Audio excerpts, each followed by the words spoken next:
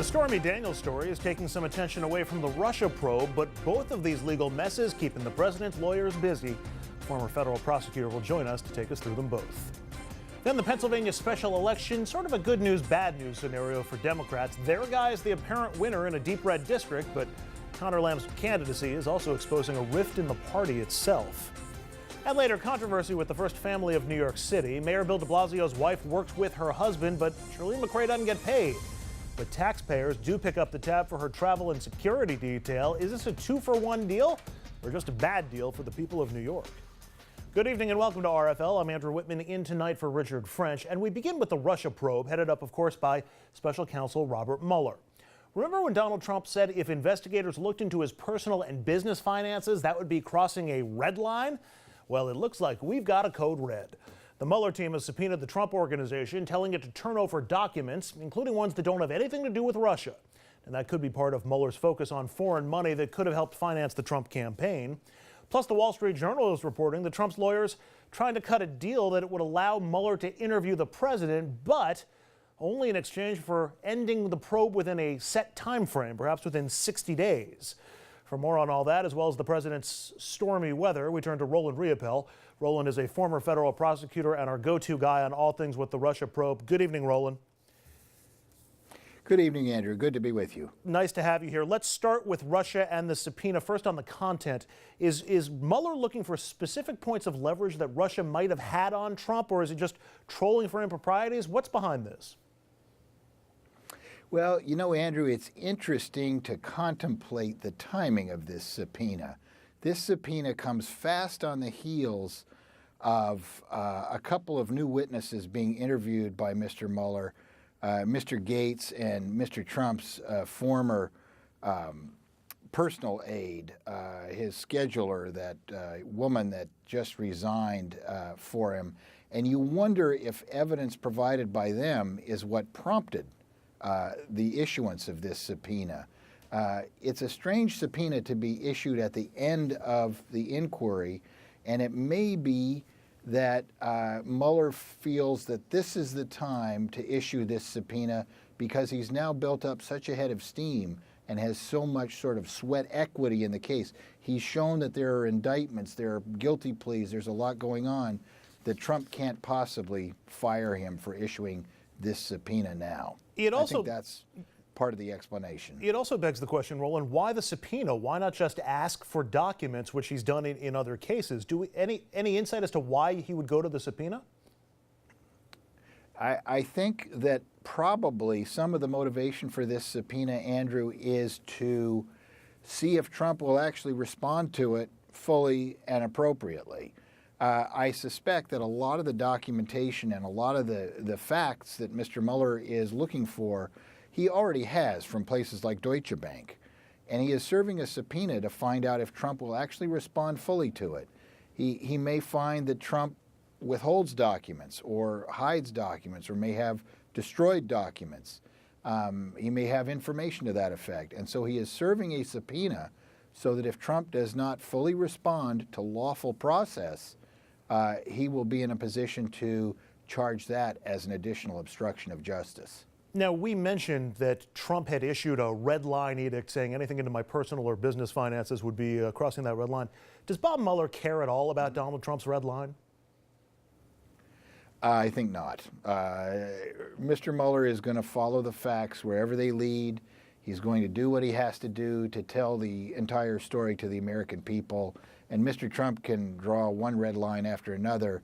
In fact, I think that red line was crossed when Mr. Mueller served a subpoena on Deutsche Bank for a lot of materials relating to Trump's business. So, you know, I think this red line stuff is just bluffing by Trump. Though it's worth pointing out the stick there with the red line about firing Mueller. Congress has done absolutely nothing to protect Robert Mueller at this point. I want to shift over to the offer that the White House is making. Trump, his lawyer said they'll do an interview with Mueller in exchange for a deadline to end the probe. Can you imagine any circumstance under which Mueller takes that deal? None. Mr. Mueller is going to go back and forth and play footsie with Trump for a little while longer. And then when it becomes clear that Trump is simply trying to avoid and will avoid testimony at all costs. He'll serve his grand jury subpoena.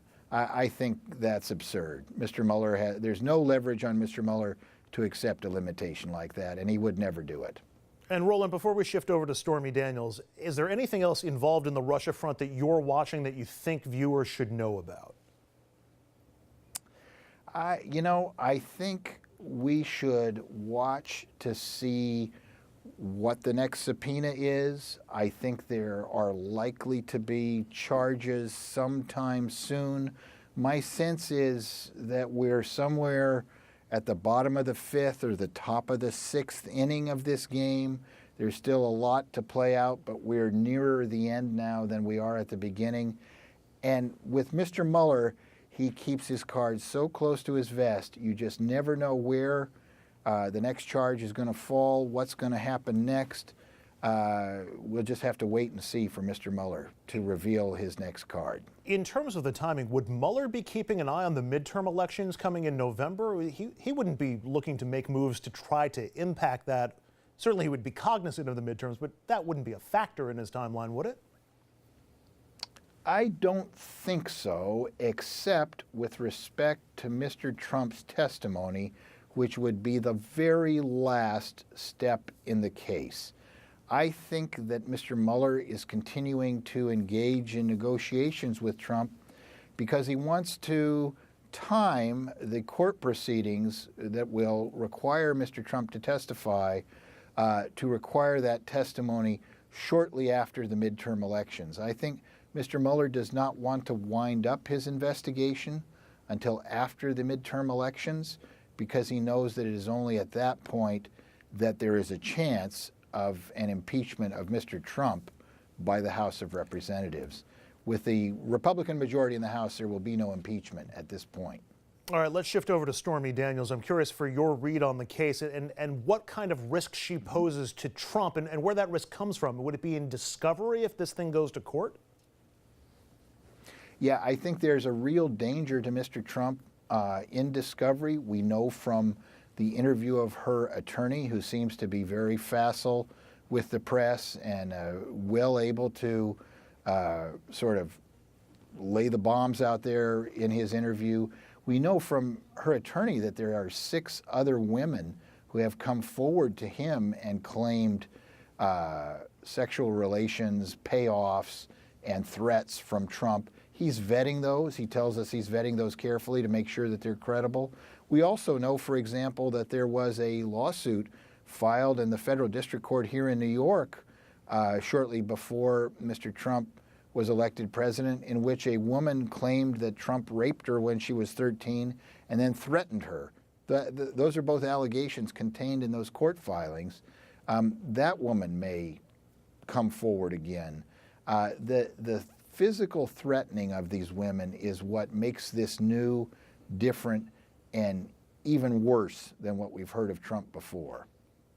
And then I'm curious because we know that Trump's attorney, Michael Cohen, paid $130,000 to shut Stormy Daniels up.